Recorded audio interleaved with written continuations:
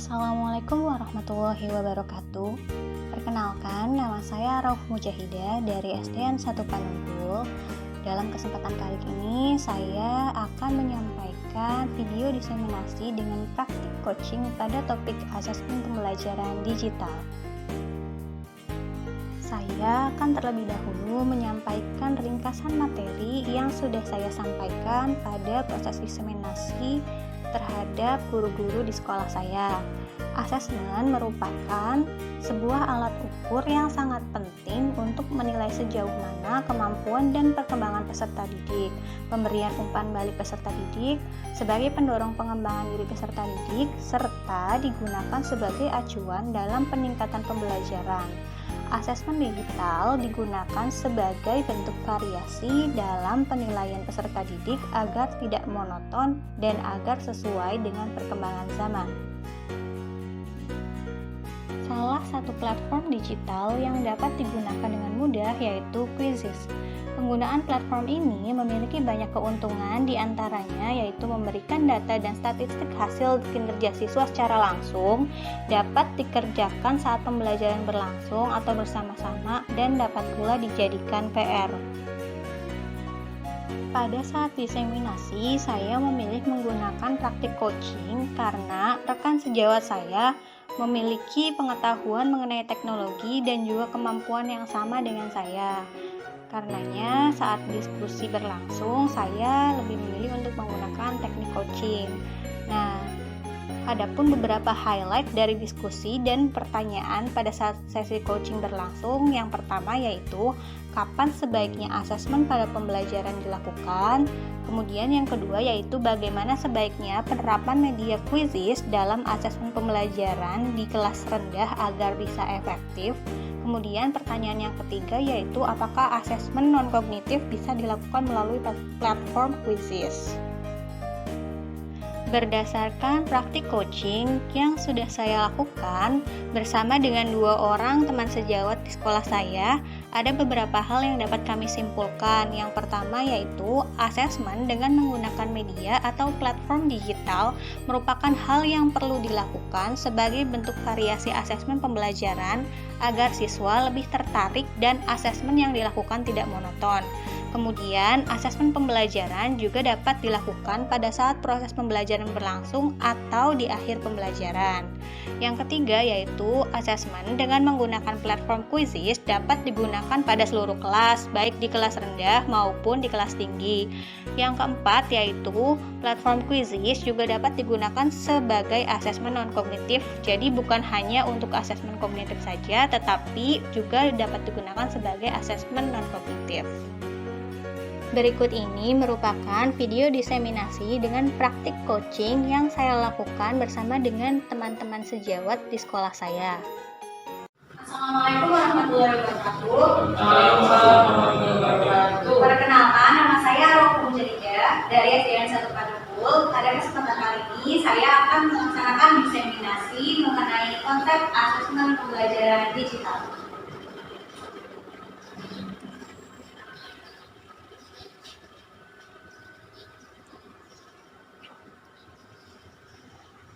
Nah, pada kesempatan kali ini saya akan memaparkan mengenai apa itu asesmen dan apa itu asesmen pembelajaran digital dan platform apa saja yang dapat dimanfaatkan untuk proses asesmen pembelajaran.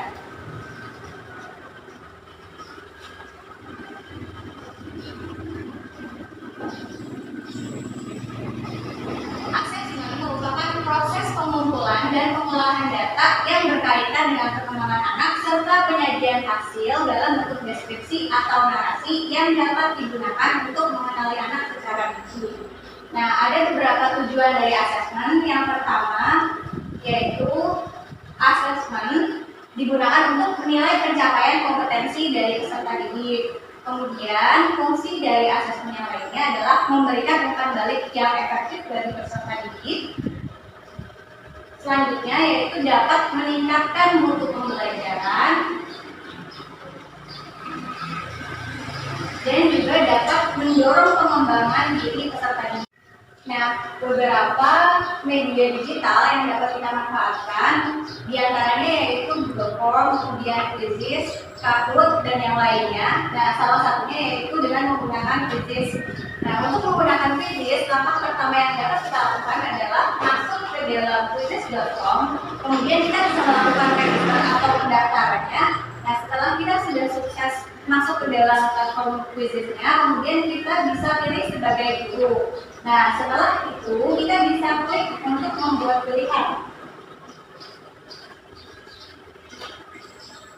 Nah, di sini kita bisa memilih apakah kita yang membuat soalnya itu dari awal atau dari link yang sudah ada atau unggahan dokumen kita atau soal-soal yang kita punya, kemudian kita unggah di dokumennya.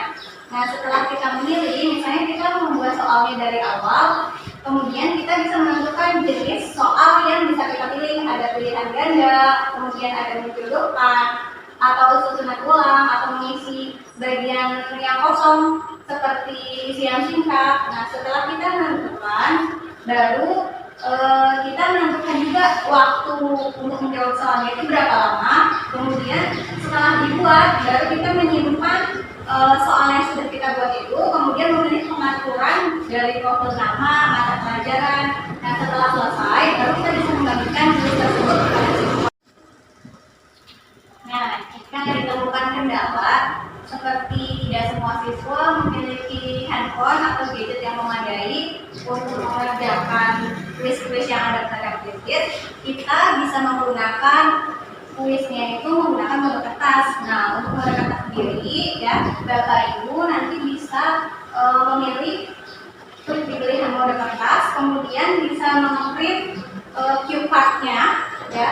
Nanti isinya itu berupa barcode yang akan di-scan. Nah, cue card itu bisa isinya jawaban-jawaban siswa. Nah, kemudian langkah selanjutnya Bapak dan Ibu mendownload aplikasi Quizzes yang ada pada handphone masing-masing di Play Store atau di aplikasi yang lainnya. Kemudian di-download aplikasi Quizzesnya. Nah, setelah itu dari handphone Bapak Ibu itu digunakan untuk memindai jawaban dari siswa masing-masing. Nah, metode kertas ini hanya bisa digunakan secara langsung ya Bapak Ibu, jadi tidak bisa digunakan untuk PDF. Nah, kemudian untuk lebih memahami mengenai apa yang sudah saya sampaikan, Bapak dan Ibu bisa mencoba untuk latihan pemahaman melalui Google Form yang ada di sini. Jadi nanti berupa soal-soal untuk bisa memahami materi mengenai asesmen pembelajaran kita lebih lanjut. Terima kasih. Wassalamualaikum warahmatullahi wabarakatuh. Waalaikumsalam warahmatullahi wabarakatuh. Pada kesempatan kali ini, saya juga akan melaksanakan proses coaching dengan 2 orang guru dari sekolah saya. Yang pertama yaitu ada Ibu siapa Bu? Ibu Dini. Nah, Ibu Dini ini mengajar di kelas 5. Kemudian ada Ibu Ati, kalau saya sendiri mengajar di kelas 3. Ya, di kelas 3.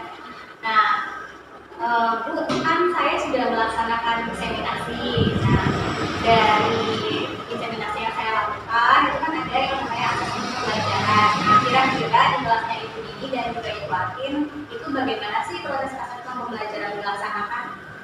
Mungkin saya dulu ya. Kalau misalnya saya asesmen yang biasa dilakukan itu beragam sih. Maksudnya itu kayak penyesuaian satu. Biasanya itu asesmen dilakukan pada saat akhir pembelajaran juga. Terus juga selain itu saya juga melakukan asesmen itu biasanya kayak memberikan kuis dadakan gitu misalkan. Nah, kuis ini juga dilakukan biasanya setelah saya menjelaskan gitu kan. Setelah itu diadakan kuis dadakan. Adapun untuk kuis dadakannya biasanya itu sudah saya persiapkan sebelum-sebelumnya seperti itu. Untuk asesmen saya sendiri dilakukan biasanya sama setiap akhir pembelajaran di mata pelajaran tersebut. Biasanya untuk kelas 5 sendiri itu seringnya menggunakan, kan lumayan udah anak kita udah bisa menggunakan teknologi, jadi melalui Google Form, aplikasi seperti Quizlet, ada juga menggunakan database. Mungkin barangkali di sini mungkin saya masih sedikit merasa kebingungan ya Bu ya. Jadi di sini saya ingin bertanya, karena saya di sini kan di kelas 3 ya. Terus juga karena di kelas 3 itu anak-anak kan masih semuanya itu belum maksimal gitu dalam penggunaan HP atau alat digital itu ya. Saya itu ingin bertanya, Kira-kira menurut Ibu, kalau misalkan saya nih ingin melakukan kayak kuis atau misalkan asesmen ya, tapi saya itu di sini pengen pakai krisis lah ya pengennya. Kira-kira tuh sebaiknya itu seperti apa ya? Kira-kira konsep yang apa ya, yang tepat gitu mungkin lah diterapkan di kelas 3 ini. Mungkin kan kalau misalnya di kelas Anda itu banyak persoalannya penggunaan gadgetnya ya Bu ya, karena masih kelas bawah gitu kan, jadi masih sedikit sulit untuk misalnya harus ngerti krisis masuk ke krisisnya. Nah, untuk mengatasi hal itu mungkin bisa dilakukan lewat paper note ya atau mode kertas. Nah, jadi bisa dilakukan anak-anak itu mendapatkan jawaban sudah ada papernya masing-masing. Nah, nanti sama itu bisa di-scan lewat paper itu. Nah, kemudian itu bisa tahu gitu dari situ jawaban siswa itu yang benarnya yang mana, yang misalnya yang mana.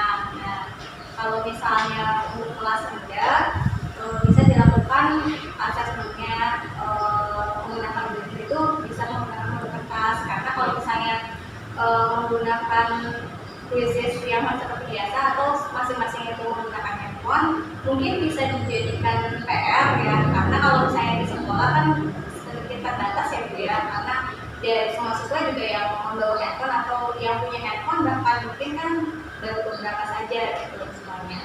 Terus mengingat karena saya kan di kelas 3 juga Bu ya, maksudnya di kelas awal gitu. Di situ juga saya ingin bertanya, kira-kira nih kalau misalkan diterapkan di kelas 1, kan kita kan maksudnya pengen maksimalkan lah ya teknologi. Kira-kira kalau misalkan alangkah baiknya gitu, bagaimana sih penerapan kalau misalnya kita pengen pakai nih di kelas 1? Nah, kalau di kelas 1 seperti tadi di kelas 3 ya Bu ya, kalau misalnya di kelas rendah itu kelas 1, 2, 3 memang lebih bagusnya itu pakai paper modul saja atau pakai menggunakan model kertas dulu. Nah, kenapa?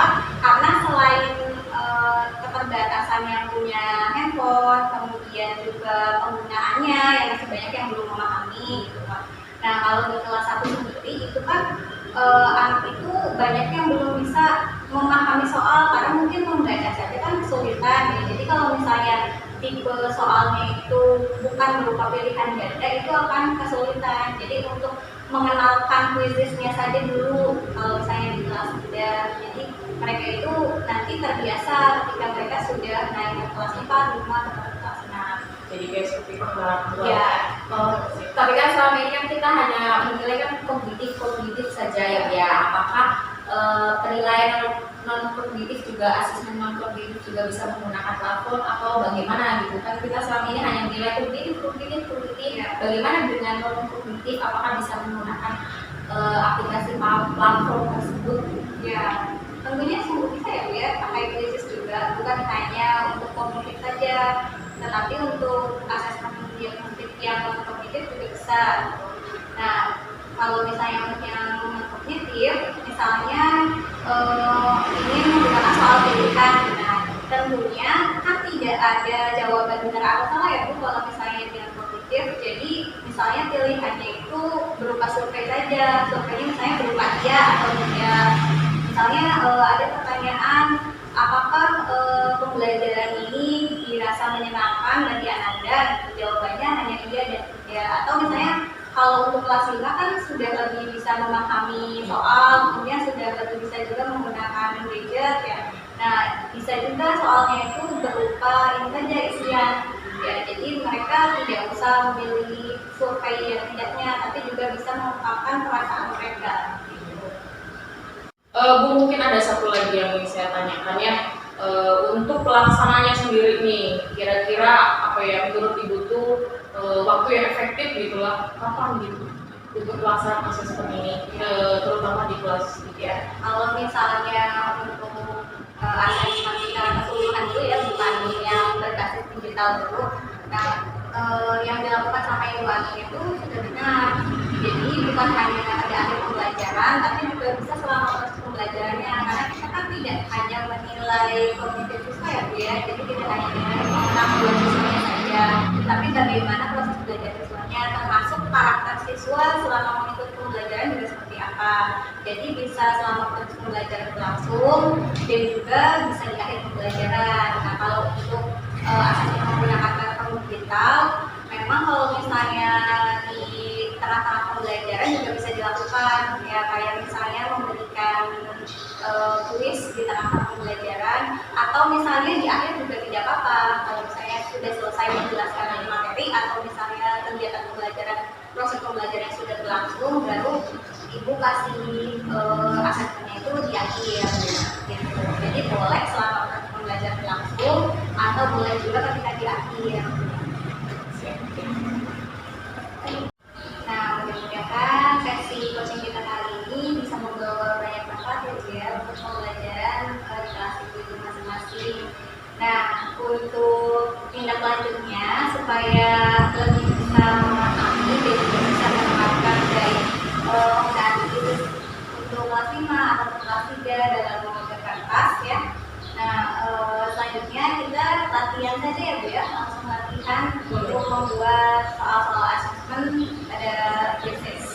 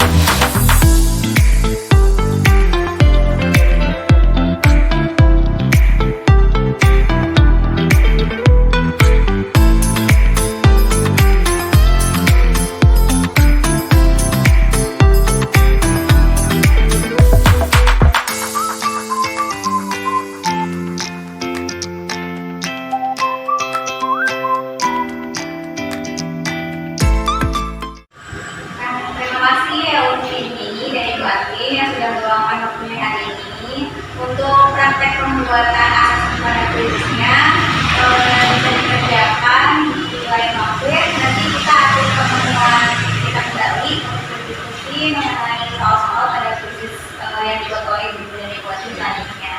Terima kasih. Assalamualaikum warahmatullahi wabarakatuh. Waalaikumsalam warahmatullahi wabarakatuh.